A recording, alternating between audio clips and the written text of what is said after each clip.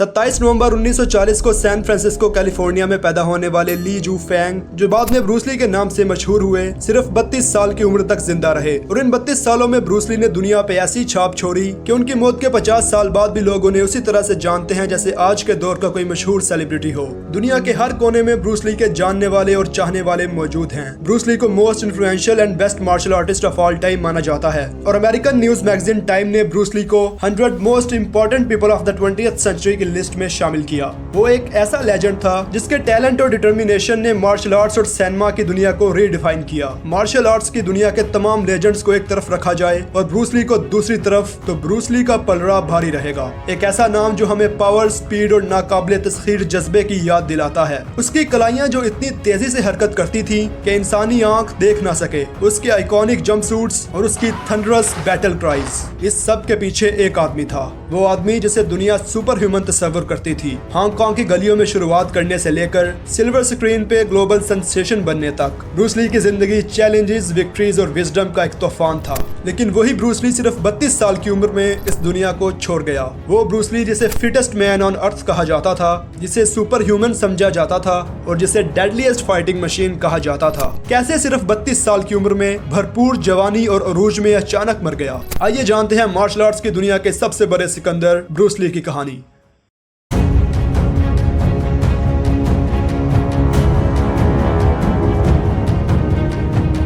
You've lost me. I have, Ron.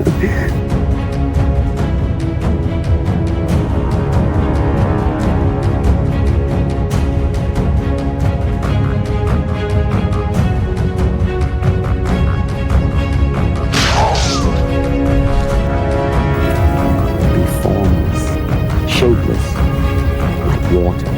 Now, water can flow or it can crash. Be water, my friend.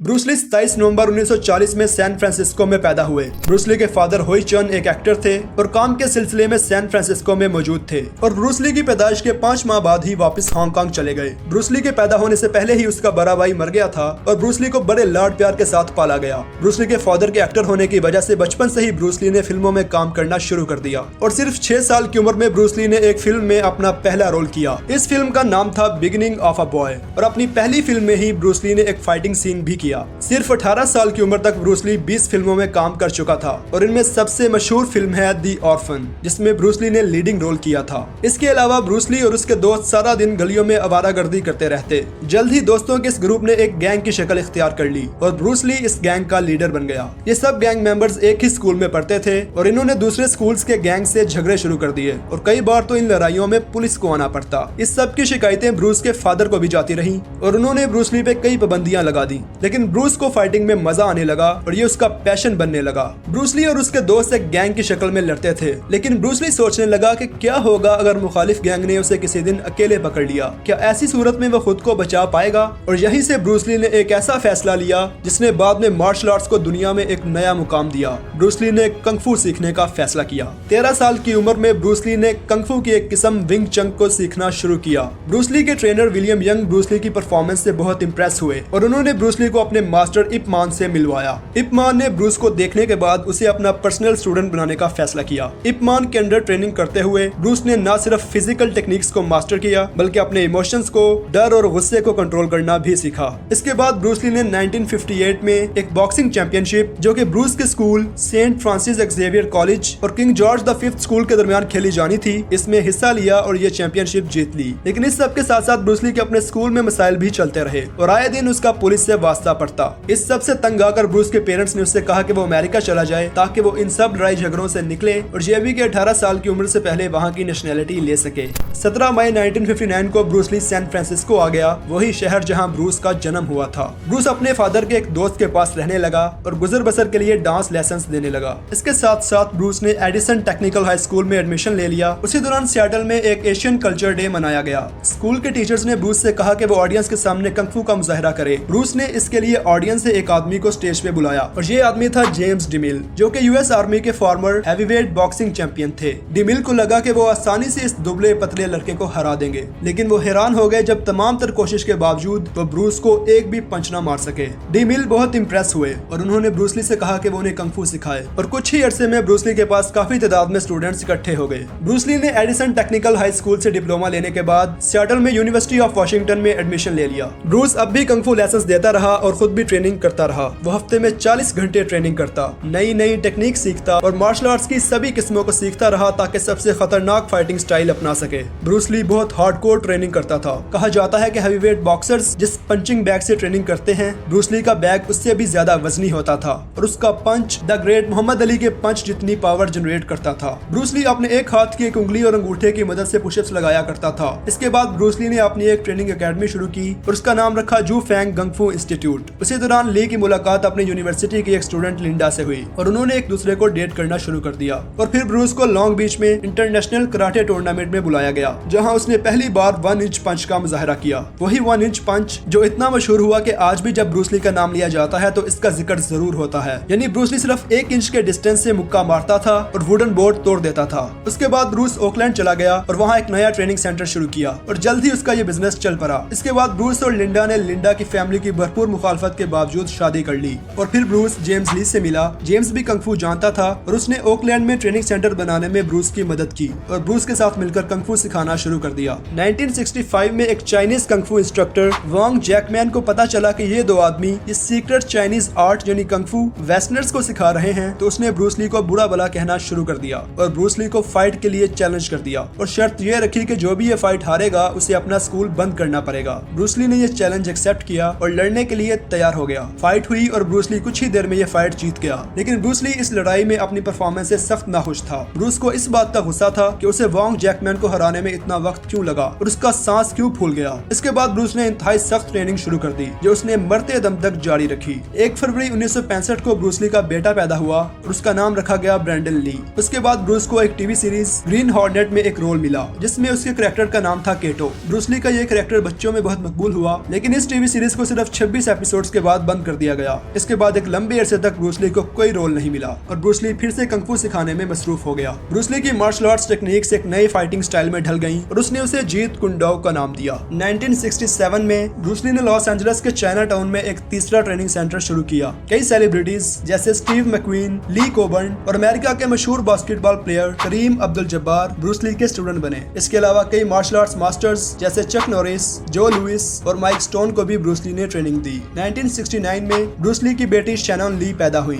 और 1969 ही की बात है कि एक दिन ब्रूस ली ट्रेनिंग कर रहा था और 125 पाउंड्स का एक बारबेल उठाते हुए ब्रूस को एक खतरनाक बैक इंजरी हुई। डॉक्टर्स ने ब्रूस ली को कहा कि वो कभी ठीक नहीं हो पाएगा और उसे कंग फू को भूल जाना चाहिए और कंग फू तो दूर की बात है, अब वो कभी किक भी नहीं कर सकेगा। 3 माह तक ब्रूस ली बिस्तर पे पड़ा रहा और सख्त डिप्रेशन में चला गया, लेकिन इंजरी के सिर्फ 6 माह बाद ब्रूस ली ने डॉक्टर्स की तमाम नसीहतों को एक तरफ रखते हुए दोबारा ट्रेनिंग शुरू कर दी और शदीद दर्द के बावजूद ट्रेनिंग करता रहा और जल्द ही अपनी पुरानी रूटीन पे वापस आ गया। कुछ अर्से बाद ब्रूस किसी काम से वापस हांगकांग गया। वहाँ पहुंचकर ब्रूस की हैरत की इंतहा न रही क्योंकि वहाँ लोग उसे एक स्टार की तरह ट्रीट कर रहे थे। Green hornet TV show Hong Kong में काफी चला था और उसने ब्रूस को एक चाइनीज हीरो बना दिया था। ब्रूस जहाँ भी जाता लोग उसे पहचान लेते और उसे काफी टॉक शोज में इंटरव्यू के लिए भी बुलाया गया। ये सब देखकर ब्रूस को काफी चाइनीज प्रोड्यूसर्स की तरफ से ऑफर्स आने लगी। उन्हीं में से एक प्रोड्यूसर थे रेमंड चाओ। ब्रूस ली ने रेमंड के साथ मिलकर 2 फिल्में की। पहली फिल्म का नाम था बिग बॉस। फिल्म बहुत बड़ी हिट साबित हुई और सिर्फ 3 हफ्तों में फिल्म ने हांगकांग में $3 मिलियन कमाए। ब्रूस की दूसरी फिल्म थी फिस्ट ऑफ फ्यूरी